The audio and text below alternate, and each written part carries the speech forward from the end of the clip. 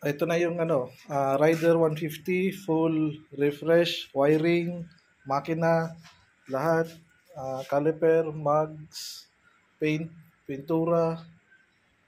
Ito na yun. Tapos na siya, flarings lang kulang niya. Kaya nagkabit naman yung may-ari nagpakabit yung may-ari ng bagong handle switch. Kaya yan, functional lahat yan. Papakita natin. On natin yung susian. Rider 150 to. Yan. Park light niya. Park light. Tapos yan. Headlight. Headlight. High, low.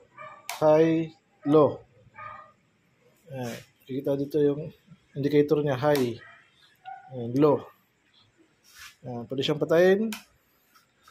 Tapos hazard. Yan. Tapos signal light. Left. Tapos signal light right. Kaya horn. Dual horn yan. Tapos passing. Passing.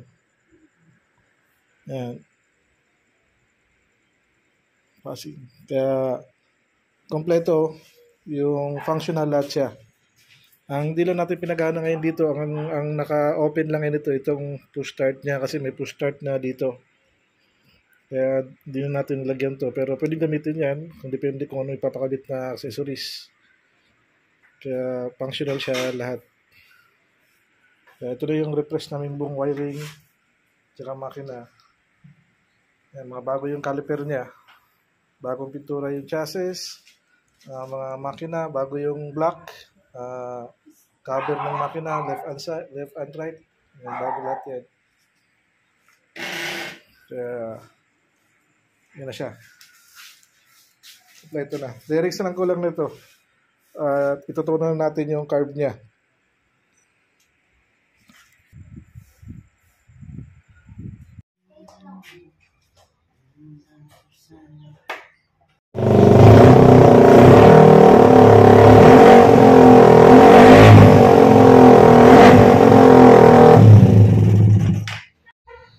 Ito yung original boss.